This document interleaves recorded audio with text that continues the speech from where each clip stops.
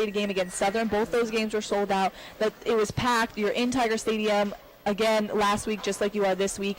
I would have a different story about Jaden Daniels. Yeah. And as I mentioned, not saying that he won't throw an interception or make a few mistakes, but I don't see the pressure being as big because his first ever SEC game was in the Saints Stadium. Exactly.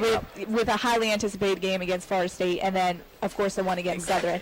Two highly anticipated games, and he handled that with ease, especially when there was a lot of uncertainty of what Jaden Daniels are you going to get, because there was two very different Jaden Daniels we saw at Arizona State, where he was a better passer and sometimes he was a better rusher.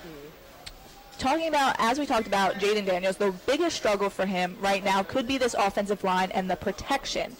Now, Brian Kelly did make some improvements last week. He decided to switch Charles Turner, who is now at center, Garrett Dellinger, who was originally the center, to left guard, and you have Campbell staying at left tackle. Miles Frazier now is at right tackle. With that being said, Miles Frazier, he had his struggles, and he was one of the guys that even last week did struggle against a team like Southern. What improvements do we need to see with Miles Frazier this week? I don't think it's just Miles Frazier that struggled. I mean, that comes with playing right tackle too, but I think Cam Wire especially is just going to have to start playing better, or he's not going to see the lineup. And then Turner, like you said, was moved to center, so that should be interesting to see this week. Definitely. With the rotation, I think that Kelly is implementing on the front line. I think it's starting to work, especially with the communication. It's kind of better. So definitely seeing Charles at center has definitely been working. I think Miles Frazier is definitely going to have to step up with that right tackle. So it's like, you got to go in. You got to make that tackle. You got to get that QB. Come on now. Yes, I agree. You have to make sure that you're protecting your quarterback. This is an experienced offensive line, and as I mentioned, they are going up against some experienced defensive linemen. I love that Brian Kelly made the decision immediately to switch out Garrett Dellinger at center. Garrett Dellinger is more of a true guard than he is a center. Charles Turner, the only concern I have with that is that there were still costly mistakes last week with Charles Turner, and most of that is just because they didn't have time to develop in camp and during the summer, where they couldn't form this health, this solid foundation, especially with a new quarterback coming into the mix. With that, is a week enough time to clean up some of the snap infractions and false starts that LSU had last week against Southern? It all depends, because BK is he's not into that practicing long hours, so it's like he gets it done. I think 16 periods I think that they're practicing, so it's just like whatever's done in those 16 periods is what's done. And the way that they're practicing, it's like we're treating those days like Mondays like Tuesdays like Wednesdays, so it depends on how the boys kind of come out and had their delivery in practice is how they'll show up in the game Saturday. Yeah, I don't think it's enough time for them to fix crazy stuff, but I think it's enough time to fix bad habits that they're doing and clean up the big holes that are showing the weaknesses in the line. And talking about the big holes that they cleaned up, they did clean up Garrett Dellinger, as we mentioned. He moved to guard. What improvements did we see from him? Yeah, he just looked a lot cleaner. I think that comes with not being as stressed. With the center position, people don't realize how hard it is. It's 3 positions in one. You have to make sure your guys are lined up. You have to make sure what blitzes are coming at you, and that's all parts of the field. And then you also have to snap the ball. So he looked more comfortable out there. That's definitely more important, because that the mistakes at FSU is just okay, we don't need those anymore. So definitely put him in a place where he can deliver and he can be who he is. So we know Garrett can do his job. So it's just seeing him over there being comfortable in his spot. So I definitely think that's been a good position BK put him back in. I agree. As I said before, he is a true guard. The high snaps, the snap and fractures, they're just unacceptable. You can't have that, especially in SEC play, especially if you're looking to win a game. That was a great decision by Brian Kelly, and now it's just the team has to form, as I was saying before, just a solid foundation and make sure that the false starts are just unacceptable. You can't win games like that, so that's something that they have to clean up, especially, and it was a problem for Southern. With that being said, Mississippi State has 17 starters returning for their team this season. 9 of them are on the defensive side. Can State's defensive front break through LSU's offense? Yeah, I think it will. I think it'll be kind of back and forth thing, but just because Mississippi State's experience, it's not going to let alone just beat our offensive line. It's going to show they're going to show weakness in our line, and they're going to pick up on it. So I think They will. Yeah, definitely. Their defense is a moving defense. So it's like we got to keep up with that, and we have to tackle. We have to tackle well. BK says that always. We have to tackle well. So, and we have to be in good position, like awareness. Like, so I think defense is something that we'll definitely have to keep an eye on because their defense is not coming to play with us. They're definitely they're gonna feel their weakness. So.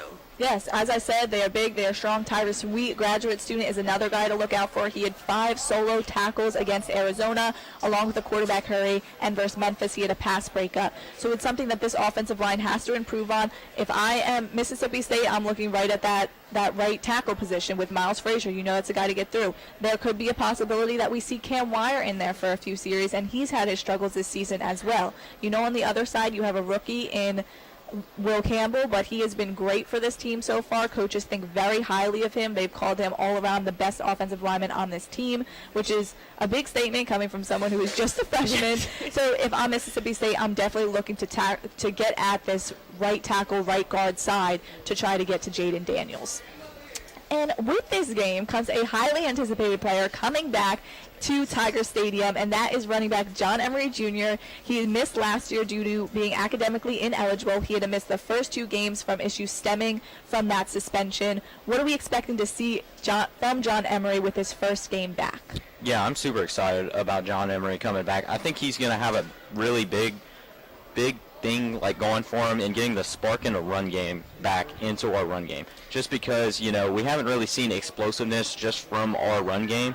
I think he adds that element into our game. Yeah, I think everybody's excited. I'm definitely one of those persons that's excited to finally see him get back out there. I know he has that chip on his shoulder. He has like a point to make. So it's just like now having him out there. But BK says he's not going to utilize him that much, so which is like a bummer. So it's just like, okay, so how you going to bring him back? You're not going to play him that much. But definitely he's going to create that run motion. He's definitely going to like set the tempo for the team because like everybody's been waiting for John to come back. So I can't wait to see what he does because I know he's definitely going to put on that game, that show. And Katera, as you mentioned, we're not expected to see John Emery Jr. a whole lot, but if we do, State's defensive coordinator, Zach Arnett, likes to run the 3-3-5 defense. That is made for a spread offense. So how can Emery make them rethink? It comes down to detail again. So you have to pay attention, and the system that they've created is hard to stop. Like I was saying, like BK was saying, if you miss one mistake, like it's over. They're gonna take off, so it's gonna be hard to stop. So I definitely think that 3-3-5 is gonna be something I think they were heavily kind of focusing on in practice, kind of preparation for Mississippi State. Yeah, I agree. I think establishing the run is critical for that 3-3-5. But our deep balls are going to hurt them. I think we have some packages that we haven't brought out on offense from what I've seen in camp, like a lot of I-form stuff, not always from the shotgun. I'm not saying that we're going to bring that out, but, you know, it wouldn't surprise me if we do. I think we need to pick up an extra blocker, tight end. So Yes. Definitely. What John Emery Jr. brings to this mix is that Mississippi State doesn't have film on him. There isn't a ton except from about 2 years ago. So if he is as healthy as everyone's expecting and he is ready to play, even if he doesn't play as much as maybe you, Katera, or some other friends, some fans are hoping, that can throw off a defense because they don't know what they're expecting. But they do know what they're expecting from guys like Armani Goodwin, who had 2 touchdowns against Southern last week. What should we expect from him this week? I would say he gets most of the carries, you know, out of all the backs, which is not going to be a surprise. He's got the most repetition, which I think brings, you know, to the team the best, you know, way to win. You know, I think it gives us the best chance. Yeah, it's definitely they won't be looking for Armani because you know you have that player like John Emery, so everybody's expecting. So it's like they're gunning for John. So it's like when you bring Armani into the equation, it's kind of like you really don't know. It's kind of like a surprise, and definitely he was getting all those reps. So it's kind of like him. They're used to each other. So I definitely can't wait to see what Armani does on the offense as well. And now let's talk a little bit about these wide receivers, specifically Keyshawn Butte. We know the depth that this LSU wide receiving core has, but how can we get Butte more involved than he was the last 2 weeks? It's just kind of tricky. It's a tricky question just because if State tries to, you know, double team, we're going to make them pay. Yeah. So I think we're going to see more one-on-one this week, which is going to allow him to get more open than he's been able to. Yeah, he's definitely, we have to get him the ball more. Definitely everybody's that double coverage. Oh my God. Yeah. FSU, I was like, he can't get the ball. Like, I've only seen him get the ball twice. So definitely our position has a lot of depth anyways. So it's like, we have no problem getting into other players. But when we put Keyshawn into the factor, it's like, okay, now Keyshawn Boutte isn't. He's in the lineup, so we're definitely gunning for him. Yes, this year he has 62 yards on 7 receptions, and that was something big, especially during the FSU game where they did a great job of containing him, which is something that Mississippi State will most likely be looking to do this weekend as well. This game is highly anticipated. This is Coach Kelly's first SEC game. This is like the 3rd week in a row where LSU has a huge game, you could say, to win.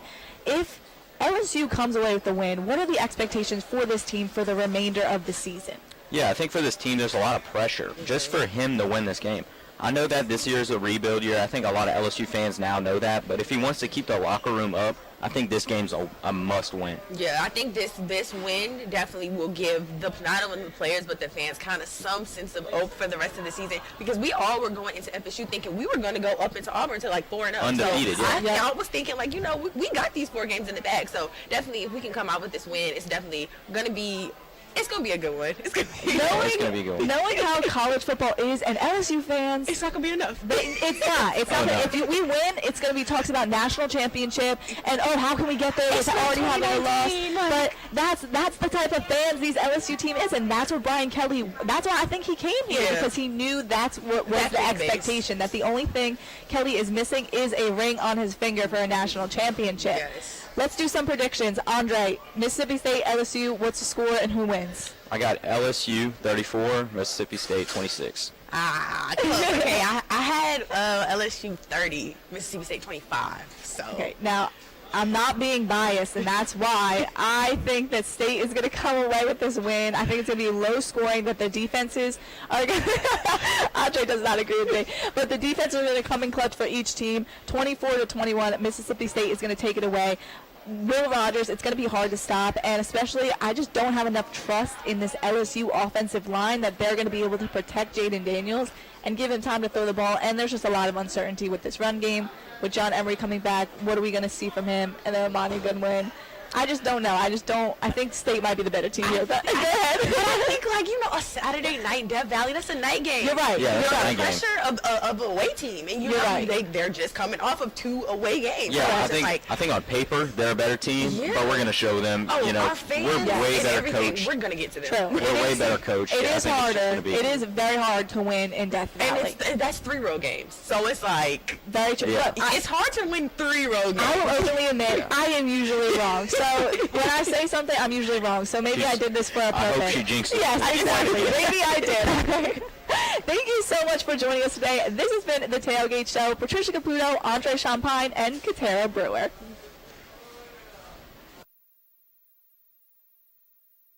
Hey everyone, Scotty Johnson from Jim Blossoms. You're rocking out to 91.1 KLSU Baton Rouge.